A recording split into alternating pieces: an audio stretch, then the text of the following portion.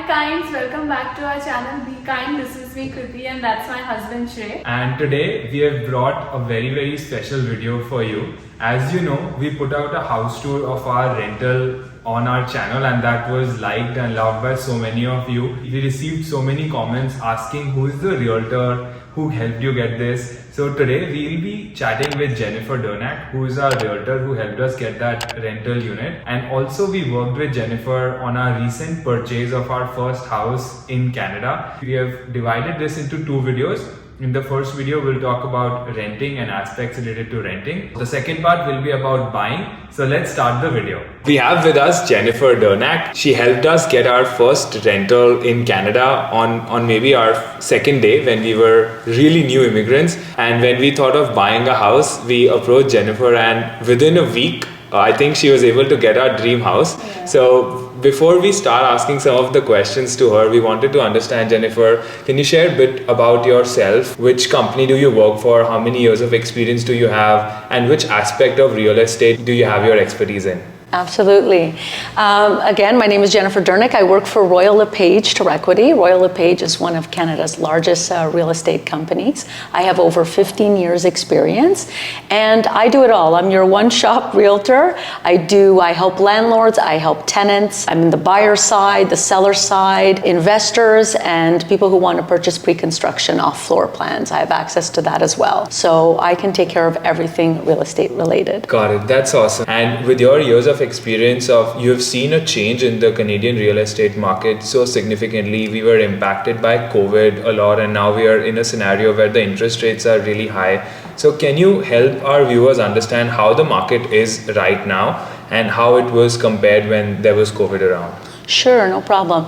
Well, the Toronto real estate market has always been pretty hot in most senses, in renting and in purchasing and selling. COVID affected buying and selling a little bit differently than tenanted properties. When COVID happened, a lot of people, they had, the ones that were still working anyway, had more disposable income and they wanted to focus on the home. People were home all the time. They were working from home, doing everything from there. And they needed to focus on size a little bit because you had a husband working, a wife, kids, everybody. So people put a lot of emphasis on the home and the interest rates were really low.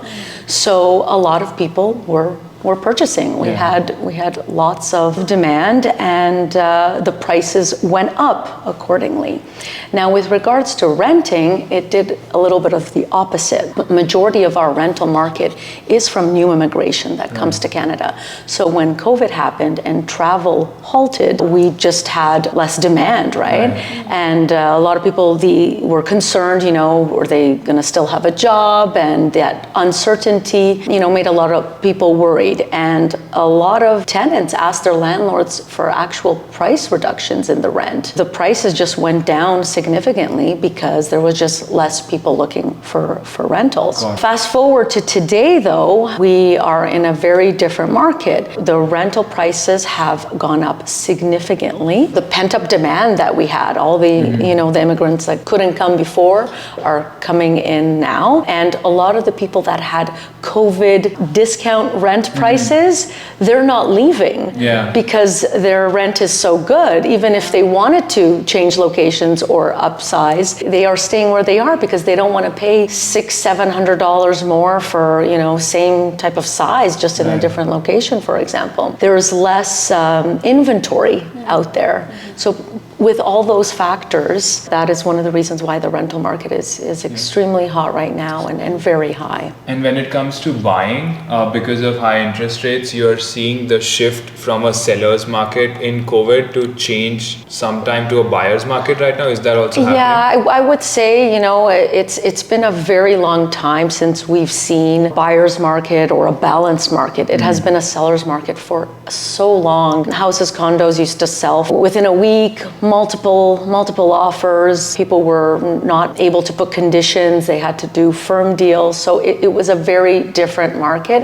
And right now is actually a good time. If you can afford it, of course the rates are higher, but it's good when buyers have the option to put in conditions and negotiate. Yeah. So it's definitely a good time to explore that. We also took the step of buying because the rates, although were higher, the prices have come down from the peaks of 2022, where even a 2-bedroom condo was selling for 750, 800. So you could just put anything out there and people were buying. I read an interesting quote which said, you date the rate, but you marry the price. So the mortgage rate that at which you buy, that would last for maybe 2 years, 3 years, 4 years. So you're kind of dating the rate. You're Yes. not in a lifetime commitment, but the price will be lifetime. The price at which Correct. you buy, it will be the price that you will get the mortgage rate even 10 years down the line. So I think it's important to understand that although the rates might be high, the prices are negotiable right now. Yes, absolutely. Rates are very important when you are looking to buy and sell. But another key factor is supply and demand. And I just tell people to be careful if you're really trying to time the market, because you wait until, let's say, the rates haven't gone up for a long time. But then what happens is you have all the buyers rushing in at once. And then, the prices could have gone down, but now you're in competition. And bidding wars is really what drives the prices up. So now we'll be moving to the main part of the video. This video is divided into 2 sections. So the first section is all about renting in Canada when you're actually looking to rent for a house, and what do you need to know when you're actually putting your house for rent. And the second part of the video will be talking about everything to do with buying a property in Canada.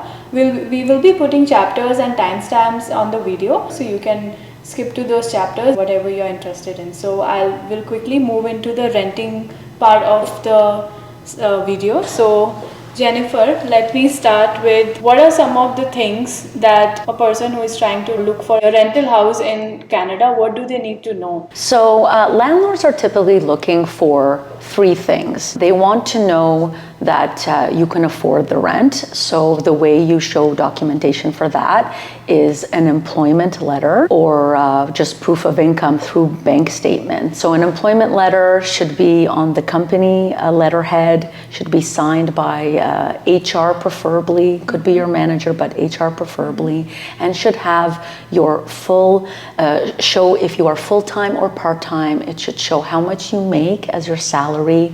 It could refer to some bonuses as well. And there should always be a contact information, name and number on that letter as well for the landlord or landlord agent to call and verify. In addition to that, 2 or 3 recent pay stubs also help support the employment letter. And again, if you don't have a job yet, bank statements would help. Second thing they're looking for is your credit history, preferably in Canada. This is a full report. We prefer reports from Equifax or TransUnion, as they are the main companies in Canada. And it should be, again, not just the score, not just a screenshot. It should be a full report. It should show all the accounts you have, all the debt that you have, and whether you have missed any payments. So that's really important. And the third is you fill out a rental application with where you stayed before, what are your reasons for moving, and there's a section for references as well that you can add on. So now moving to the next question, since I've lived abroad, I know how the rental looks like. So I had some experience, of what I'm looking for in a condo when I'm planning to rent. So I just want to know, for someone who is very new to the country or someone who doesn't have as much experience of renting a condo or renting a house, I would say in Canada, what are some of the important things they can look for when they're actually looking for a rental property in Canada? Sure, no problem. Well, my first advice is actually to get a realtor, okay? A lot of people are not really aware, but there is no direct cost for a tenant to get a realtor's expertise in this matter. So find a good local realtor, such as myself, and we'll go over the list of what you're looking for. We first ask about your budget. We ask how many people are moving in, so that we can suggest what type of do you need a 1-bedroom, a 1+ den? What would the den be used for? A 2-bedroom. If you're looking for a 3-bedroom, there are not that many 3-bedroom condos and apartments apartments in Toronto, so perhaps a house would be better suited for people with that requirement. So besides budget and type of home, next step is location. So I would ask somebody, you know, where do you want to live? Most people want to live centrally and near transit. But this is even more important for newcomers because they may not have a job yet. Right. So they don't even know where they're going to work. And you don't necessarily want to wait, right? Yeah. So my recommendation is find something very central that has easy transit and highway accessibility, good walk score. If you can have grocery stores and other things that are within walking distance, that's really important. We would ask, you know, do you need parking? Some newcomers don't have a car yet, but they're planning to get a car in 3 or 6 months. So we need to find out if parking is a requirement. Another thing to look for, again, in addition to budget, is the utilities that are included in every condo. So utilities are typically not negotiable. Most condos have maintenance fees. So the owner/landlord, they pay a maintenance fee. And some maintenance fees include water, heat, and hydro. Some only include water and heat, so the tenant would only pay hydro. Newer buildings tend to not include a lot of utilities, so you may have to pay all three of those things. But some older buildings, they include everything, including even cable TV. We were touching on the new renters. So say when people are moving, say from India, they won't have the credit history of Canada or even an employment letter. In that case, do you think getting it from India would help? I definitely think it would help. It may not work all the time, but I think it's definitely good to have. And, you know, every country has their own kind of version. I would still recommend, I think Equifax and TransUnion are very international. Right. That is most recognized here. Yeah. But yes, even if you have your own country's credit, as long as it's in English, and it shows a full report of accounts, Right. I think it would help. Got it. Also, for newcomers, they may have somebody in the city that could be their guarantor and co-sign for them, and that is an option, but then we would need all the information for that co-signer. Got it. So their full credit report, their employment letter. Yeah. And to all the people who are coming from India, like I know that CIBIL is the most common credit report that we have, but we also have the option of getting an Equifax report within India as well. You may need to sign up on their website, but that option is also available to everybody who's coming from India. So, and Equifax is recognized in Canada. Now, coming to the next question, you talked about older versus newer apartments and differences between condos and apartments. So, you have worked with people who have taken a rent in, say, an apartment where you have a property management company, or a condo where you're dealing with individual landlords. How has your client's experience been in both these types of houses, and has that been any different? So in general, here's the main differences between a condo and an apartment. Depending on the location that you're looking for as well, in Toronto, it could be an area that there are mostly condos versus apartments. As an example, in North York at Yonge and Sheppard to Yonge and Finch, it is a majority condos. But in Midtown, Yonge and Eglinton, there are a lot of apartment buildings.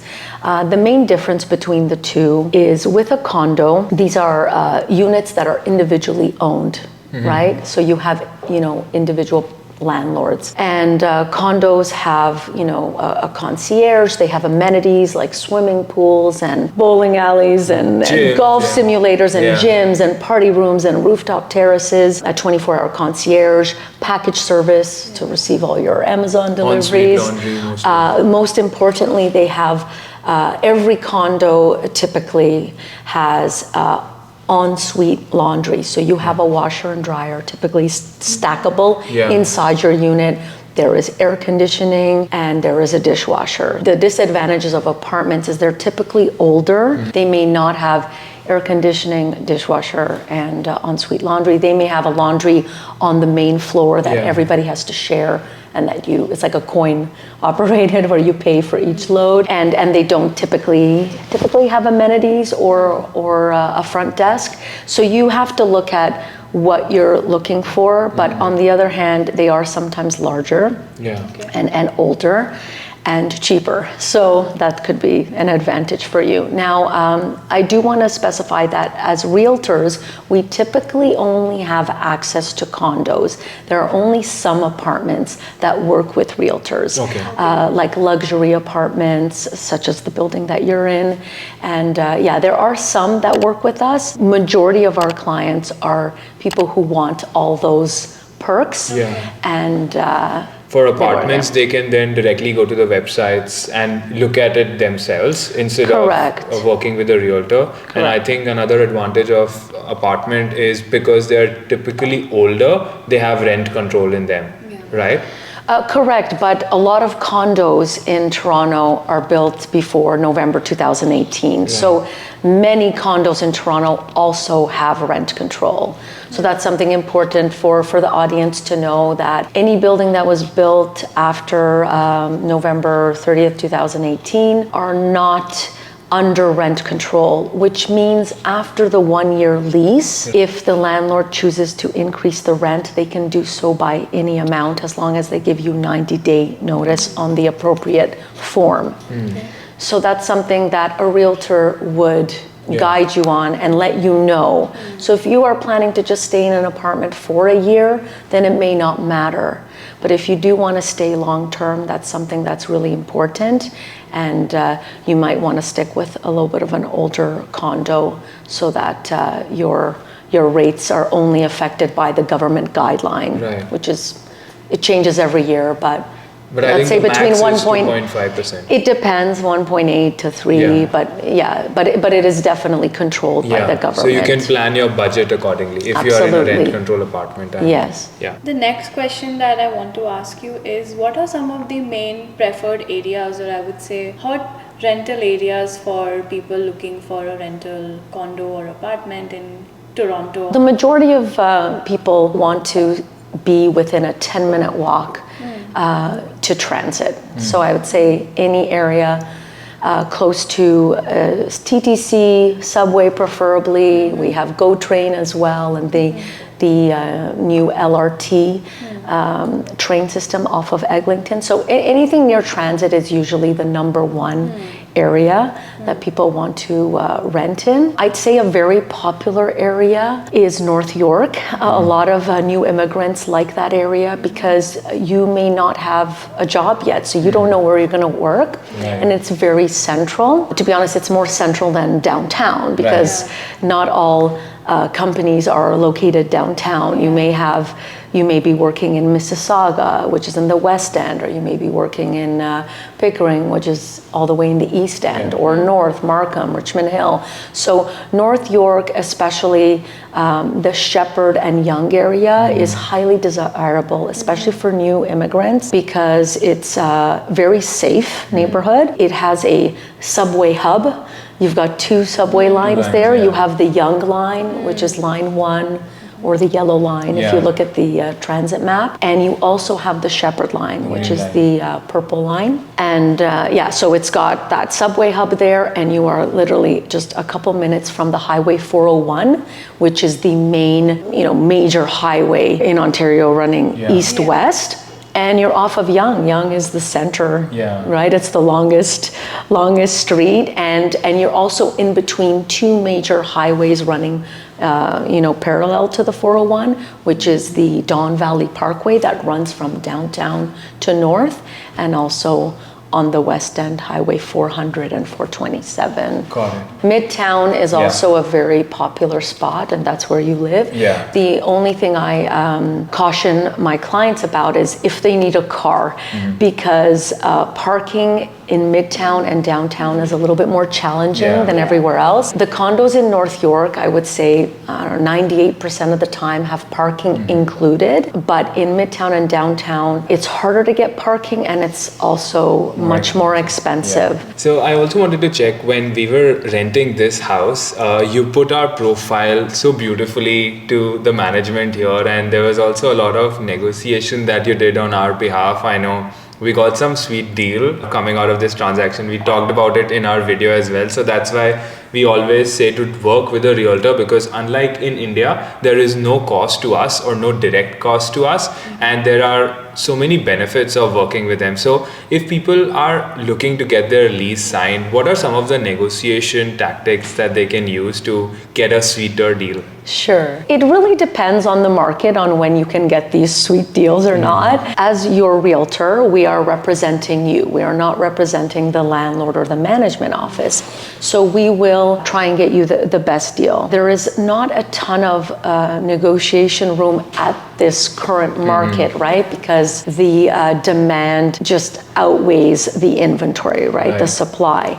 So it really depends. I mean, there are rentals that are overpriced, and there are rentals that are market value, and some that are underpriced. So I find you have the most negotiation wiggle room when, you know, a unit might have been overpriced and had been on the market for a really long time, or you have some leverage if, let's say, it's a vacant unit and you're able to close very quickly. So there would be an advantage there. Maybe you could get a little bit of a lower price there. But keep in mind that in some cases, especially all the lower priced units, everyone is seeing those units, right? And because of that, you get multiple applications and multiple offers. And when that is the case, it's very hard to negotiate price or other terms when it comes to that. So, you know, it's on a case-by-case basis, but just know that your realtor should have your best interests in mind and try to get the best deal for you. Yeah. And I think that's also one difference that we have versus renting a place in India, where everything is not so transparent. It's not put on a single website where people can see all the houses. So there you do have some advantage that your realtor knows of a deal or a house, which nobody else does. So they can negotiate on their behalf. But here, because everybody knows what the houses are on the market, your leverage to negotiate kind of goes down, because everybody's seeing what the rate is, when it's available, how the house looks. So kind of you're competing out there in the world. Yeah. Absolutely, yeah. What if you have a place and you're looking for tenants, or you're looking to rent your place? So my first question is, what are some of the most important things to consider when you're putting your place for rent? So what do we need to know when you're putting our house for rent? So again, I recommend using a realtor. When you are a landlord, you would have to pay for that. That there is a cost, but it is well worth it, in my opinion. The average cost is about 1 month rent. Okay, so a landlord would pay that to the landlord's agent's office, and then if a tenant is brought by another tenant agent, then our office would pay half that month rent to the other office, and then the agents just get portions of that. So that's how it works. But I definitely recommend that all landlords do this, just because it's very time consuming to show your unit, especially if you're not living in that unit and you need to drive and show the unit to every potential tenant that contacts you. And what we as agents do is we pre-qualify. So we want to make sure that the people coming into the unit do have the proper documentation. So you're not having a lot of people walk through your property that are unqualified. And we do all the checks, and we know what to look for. You know, we know how to kind of catch some fraudulent documentation. We know how to read the credit reports. We verify, you know, the income. We call the references, and we just make sure that the people who are, you know, renting your place are qualified, so that you don't have problems down the line. Got it.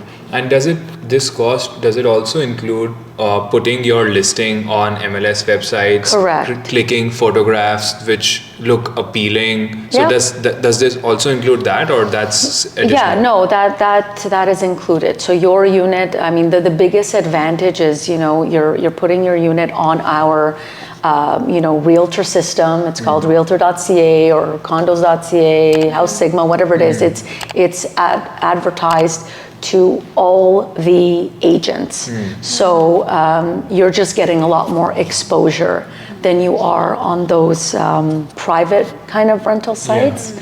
Another advantage that I forgot to mention, but for tenants, when you're looking, A lot of people do look on sites like Kijiji, Facebook Marketplace, rentals.ca, Zumper, Padmapper. These are all great sites, but they're not regulated like the Realtor sites are. So what happens is, I do think a lot of people waste a lot of time. Initially, it's good, I think, just to get a rough idea of budget and location, but I do think it gives a little bit of a false sense to tenants on what is actually available. You could go on those sites and people put ads, but those ads could be months old, and you know, units rent very quickly in Toronto. So a tenant might look at the map and see that there are 50 units under $2,600, but in reality, there may only be 7, because the majority of those are just, they've been rented already, or they're older ads. And you have to wait for, you know, one-on-one, whether it's the agent advertising that or the landlord, for them to get back to you. You have to arrange kind of appointments on a, you know, separately for all these units. Whereas when you look at the systems like Realtor.ca, once a unit has been rented and the deposit has been received, it needs to be off that site. So I think that's a better place to look. And I think I've also come to know of scams that happen on Facebook Marketplace, where people are marketing something, and then there are links, which like phishing links, so your data can get stolen. So that's also an aspect with MLS listings. You know that it's a genuine listing. It's not somebody that can fraud you in most cases. That's also something that I've seen and saw a lot of comments on it about on Kijiji and Facebook Marketplace. Absolutely, and especially if you're doing this remotely and you're trying to find a place and you haven't physically come to Toronto yet, at least you don't have to worry. When you work with a realtor and you work with listings that are on these regulated sites like Realtor.ca, you are protected, right? And your deposit is protected. Just so you know, when you give that first and last month deposit, which is due within 24 hours of your offer being accepted, it's actually held in the trust account of the landlord's real estate agent's office. And that doesn't even go to the landlord until you as a tenant get the keys. So it is just an extra security. Got it. So I think that wraps up the renting section. So I hope you really like this video, and it will help you out in renting and understanding the entire rental market in Canada currently, especially in the Ontario area. If you haven't subscribed to the channel, please hit that subscribe button. It will mean a lot to us, and you will also be notified when the second video comes out, which will be about buying and selling. So you really need to subscribe to the channel so that you are notified, and it will mean a lot to us. Thank you so much for watching. We'll see you again very soon. Thank you. Bye-bye.